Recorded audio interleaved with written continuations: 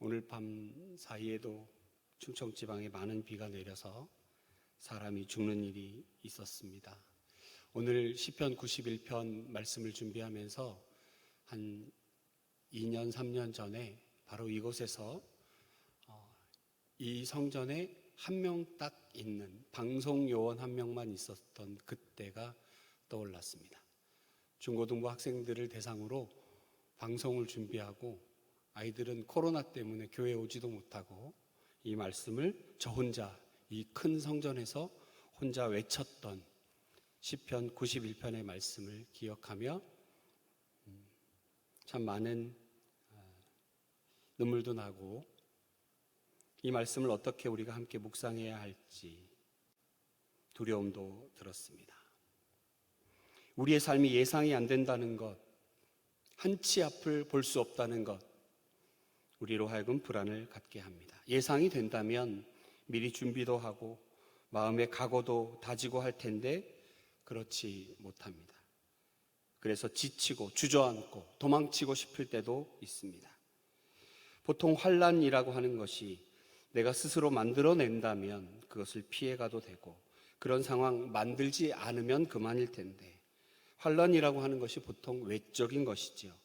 외적인 상황과 환경으로 인하여 다가오는 것이 환난의 특징인 것 같습니다. 그래서 더 두렵고 괴롭기도 합니다.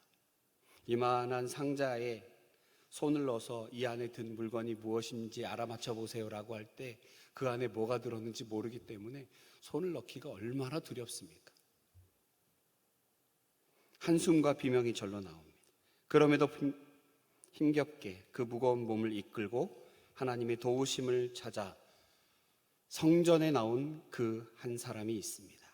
그 사람을 향한 위로와 격려가 오늘 시편 91편의 말씀입니다. 성전을 찾아온 그 한 사람을 오늘 시편에서는 너라고 부릅니다. 그리고 시인은 화자로 등장하고 있는 2절의 나입니다. 바로 하나님이지요.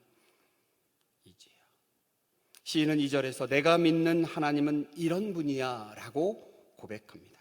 그리고 3절에서 13절까지 내가 믿는 하나님은 이런 분인데 내가 믿는 그 하나님이 이제 너에게 그렇게 하실 거야 라고 너에게 설명하고 설득하며 위로하고 있습니다. 14절, 16절에서는 시인은 하나님께서 직접 하신 말씀을 그대로 너에게 전달합니다. 하나님께서 말이야 이렇게 말씀하셨어. 성전을 찾아온 그 한 사람에게, 흔들리는 너에게, 불안에 빠져있는 너에게 위로와 신앙의 확신을 심어주고 있는 시편의 내용입니다. 1절의 말씀, 지존자의 은밀한 곳에 거주하며 전능자의 그늘 아래에 사는 자여. 지존자의 은밀한 곳과 전능자의 그늘 아래 보호받는 곳 어디입니까? 성전입니다. 성전을 찾아온 그 한 사람, 너라고 불리우는 그 한 사람, 성전에 찾아온 자여, 그는 은밀한 곳 그늘 아래 사는, 벌써 수심이 가득합니다. 위험에 노출되어 두려움 가득한, 어쩌면 피로와 질병에 눌려 나약해버린 얼굴에 너, 바로 이 시간 함께하는 우리들의 모습입니다. 그 너를 향하여 시인은 자신의 신앙을 고백합니다. 2절의 말씀, 나는 여호와를 향하여 말하기를 그는 나의 피난처요 나의 요새요 내가 의뢰하는 하나님이라 하리니. 여러분, 2절의 말씀이 진정으로 여러분의 고백이 되십니까?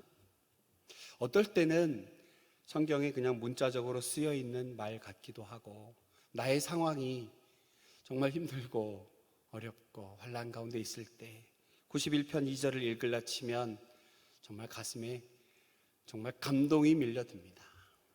나는 여호와를 향하여 말하기를 그는 나의 피난처요 나의 요새요 내가 의뢰하는 하나님이라 하리니. 세상 어디에도 피할 곳이 없습니다. 누구도 의뢰할 사람은 없습니다. 많이 피해봤고 수없이 의지하고 의지해봤지만 오직 의지할 것뿐일세, 오직 예수뿐일세. 시인은 누구보다 압니다. 그리고 확신합니다. 그리고 고백하죠. 하나님밖에 없습니다. 오직 하나님만이 나의 피난처요, 나의 요새요, 내가 의뢰하는 분입니다. 야, 너 왜 이렇게 죽을 표정을 하고 있어? 괜찮아, 힘내. 우리에겐 하나님이 있잖아. 하나님이 우리 피난처요, 요새요, 의뢰할 분이잖아.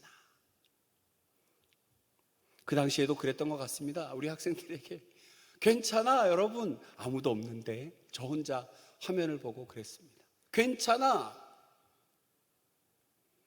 하나님이 우리의 피난처고 요새고 의뢰하는 분이기 때문에 괜찮아. 우리 하나님 어떻게 일하시는 줄 알아? 3절. 이는 그가 너를 사냥꾼의 올무에서 심한 전염병에서 건지실 것이고 그가 너를 그의 깃으로 덮으시고 날개 아래 피하게 하시고 그의 진실함은 방패와 손방패가 되어주신다.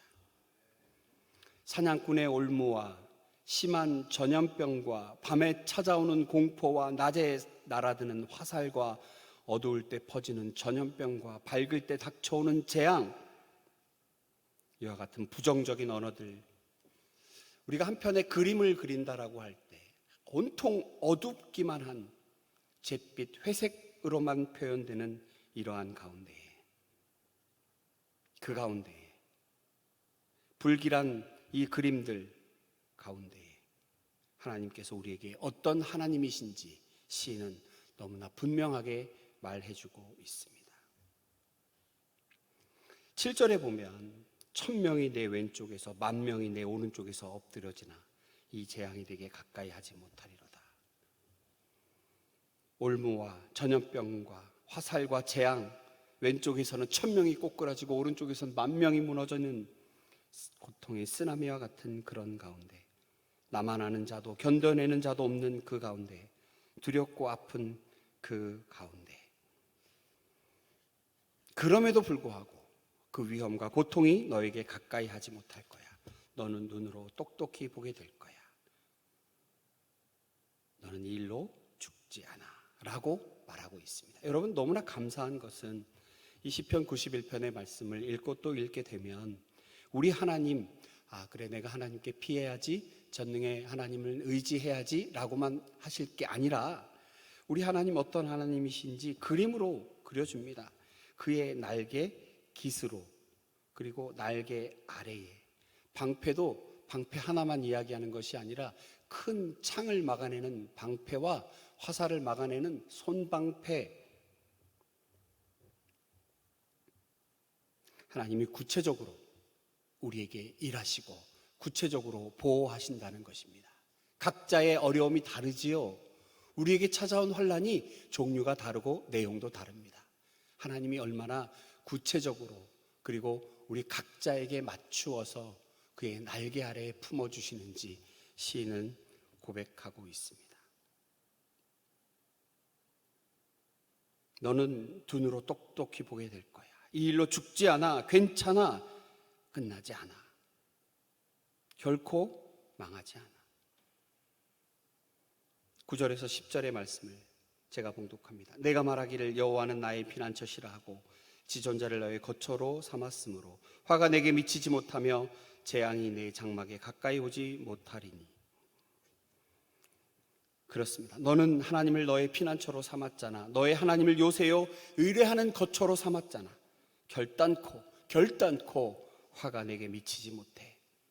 하나님께서 그 날개 깃으로 너를 덮으시고 건지시고 지켜주신다고 확신을 심어주고 있습니다. 게다가 하나님께서 그의 천사들에게 명령하여 너를 지켜주실 거다라고 힘주어 강조하고 있습니다. 당신의 아들입니다.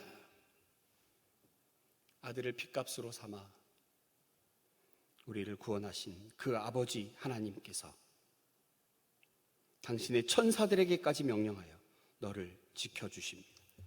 11절, 그가 너를 위하여 그의 천사들을 명령하사 내 모든 길에서 너를 지키게 하심이라.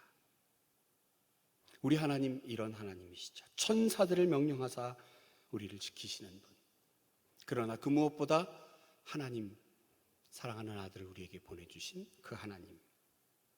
여러분, 그런 생각 좀 해보셨습니까?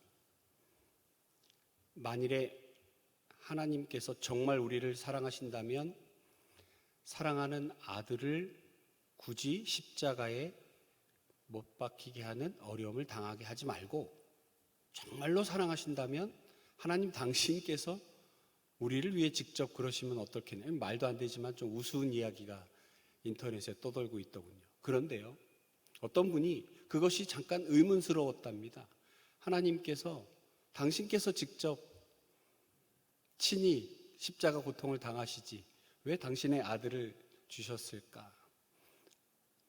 자기가 자식을 낳아보니까 그 마음을 알겠더랍니다. 자식을 내어준다는 것은 자기를 내어주는 것 이상의 고통이라는 것을 알고 있다는 거죠. 알게 되었다는 거죠.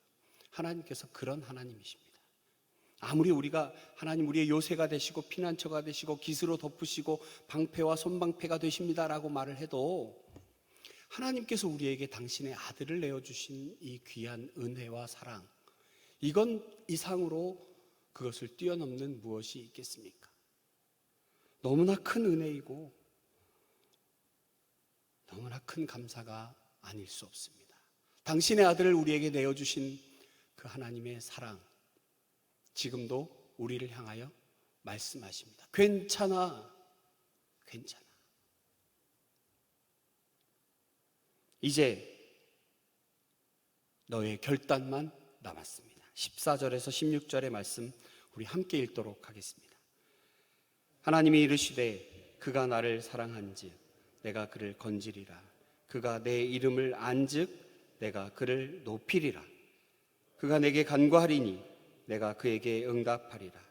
그들이 환난 당할 때에 내가 그와 함께하여 그를 건지고 영화롭게 하리라. 피난처 되시고 요새 되시고 의뢰할 분이시고 그분을 사랑하고 그 이름을 알고 이름을 부르면 됩니다. 즉 지금의 우리의 상황이 위험과 고통일지라도, 고난이 두렵고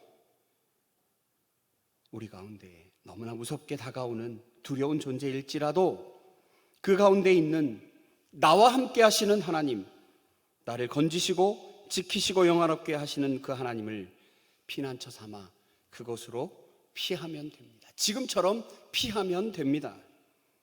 그 어디에 안전한 곳이 있겠습니까? 어디를 가야 정말 속 시원하게 발 뻗고 쉴 수 있습니까? 기억하십시다. 하나님께 피하는 자가 복되고 안전합니다. 어떤 장소가 아니라 우리 하나님만이 피난처입니다. 지금 시를 읽고 있는 수많은 사람들 가운데 진정한 위로와 안식을 원하는 자들에게 하나님께서 이런 하나님이시야. 시인은 목 놓아 외치고 있습니다. 부르짖고 있습니다. 이것이 허공에 외치는 부르짖음이 되지 않기 위해서는 진정한 시인의 고백이 우리의 고백이 되어야 할 줄로 믿습니다. 여러분, 하나님은 우리의 피난처이십니다. 하나님은 우리를 지키십니다. 다시 한번 15절, 16절을 함께 읽겠습니다. 그가 내게 간구하리니 내가 그에게 응답하리라. 그들이 환난 당할 때에 내가 그와 함께하여 그를 건지고 영화롭게 하리라. 내가 그를 장수하게 함으로 그를 만족하게 하며 나의 구원을 그에게 보이리라 하시도다. 우리 하나님 이런 하나님이십니다. 혹시 어려움과 환난 가운데 계십니까? 마음의 고통 가운데 기도의 응답 하나님께서 언제 해주실까 기다리며 간구하고 계십니까? 하나님께서 우리에게 오늘 시인의 입을 통하여 들려주십니다. 우리 하나님 이런 하나님이십니다. 괜찮아, 견뎌낼 수 있고 괜찮아, 우리와 함께 하시는 그 하나님. 우리는 그 이름을 부르면 됩니다. 그분께 의지하면 됩니다. 우리가 불렀던 찬송처럼 의지할 것뿐일세, 오직 예수뿐일세 찬송하며 기도하는 가운데 우리를 영화롭게 하시고 그의 구원을 친히 우리에게 보이시는 그 하나님을 믿고 구하는 우리 모두가 되기를 축원합니다. 고마우신 아버지 하나님, 시인의 고백이 이 시간 나의 고백이 되기를 간절히 소망합니다. 하나님, 억지로 만들어내는 것은 아니지만 우리 삶 가운데 환난과 고통이 찾아올 때에 주께서 우리에게 오늘 주시는 이 말씀을 꼭 기억하여 나의 피난처 되시고 요새 되시고 숨을 바위가 되시며 방패와 손방패 되셔서 우리를 날개 아래 덮으시는 그 하나님, 우리에게 그림처럼 다가와 내 머릿속에 박혀있는 그 하나님 잊지 않고 간구하며 주님만 의지하는 그 믿음 갖고 살아가는 우리 모두가 되게 하여 주시옵소서. 주여, 우리의 부족함과 우리의 연약함을 아시는 주여, 우리를 도와 주시옵소서. 주님, 우리를 도와 주시옵소서. 주님께서 함께 하심을 믿고 감사드릴 때 예수님 이름으로 기도하옵나이다. 아멘.